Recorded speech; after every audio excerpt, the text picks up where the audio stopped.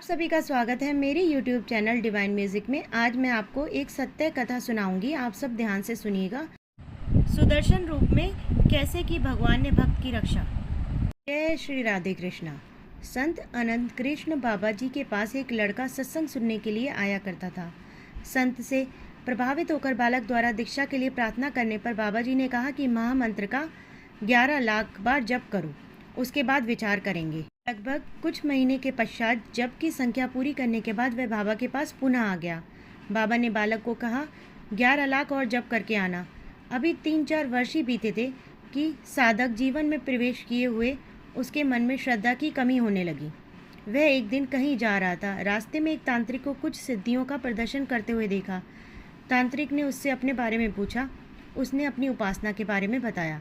तांत्रिक ने पूछा कि तुम इतने वर्षों से इतनी संख्या में जप करते हो, साधना करते हो, उससे तुम्हें कुछ अनुभूति हुई है?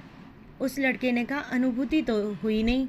तांत्रिक ने कहा कि देखो, तुम आदि जवान हो, हमारी तरह प्रेत सिद्ध कर लो, तुम्हारे सब काम प्रेत कर दिया करेंगे। मैं भी प्रेतों से ही काम करवाता हूँ कि और जीवन का आनंद भी लेता हूँ। बालक ने तांत्रिक से साधना की विधि पूछी और शीघ्र ही थोड़े मंत्रों के जप से सिद्धि प्राप्त कर ली। उसने विधि से तांत्रिक मंत्रों का जप करना शुरू करा। तब कुछ नहीं हुआ। उसने तांत्रिक से कहा कि मुझे तो कोई प्रेत सिद्ध हुआ नहीं है। तांत्रिक ने कहा, पुनः प्रयास करो। इस बार भी प्रेत प्रकट नहीं हुआ। तांत्रिक ने प्रेत को बुलाकर पूछा कि तुम इसके सामने क्यों नहीं प्रकट हो रहे हो? उस प्रेत ने कहा, मैं तो जैसे ही इसके थोड़े निकट जाता हूँ, इसके पीछे एक सुदर्शन चक्र प्रकट हो जाता है। मैं महान बलवान होने पर भी उस चक्र के तेज के सामने टिक नहीं सकता। अवश्य कोई शक्ति इसकी रक्षा कर रही है। इस घटना के कुछ समय पश्चात उसको बाबा की बात याद आई।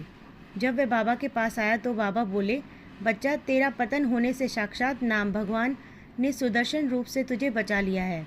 नाम भगवान यदि तुझे नहीं बचाते तो हजारों वर्ष तक तू भी प्रेत योनि में कष्ट पाता और इधर उधर फिरता।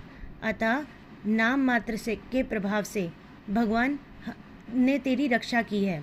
अतः नाम जप का प्रभाव प्रकट रूप से ना दिखे तब भी नाम का प्रभाव होता ही है। नाम जपने वाले की रक्षा भगवान सदैव करते हैं। इस प्रसंग से शिक्षा मिलती है कि भक्त तंत्र भूत आदि सिद्धियों के चक्कर में नहीं पड़ना चाहिए। भगवान की ओर अपना ध्यान लगाना चाहिए। भगवान अपने भक्तों की, साधकों की सदैव रक्षा करते हैं। बोलो राधे कृष्णा। धन्यवाद।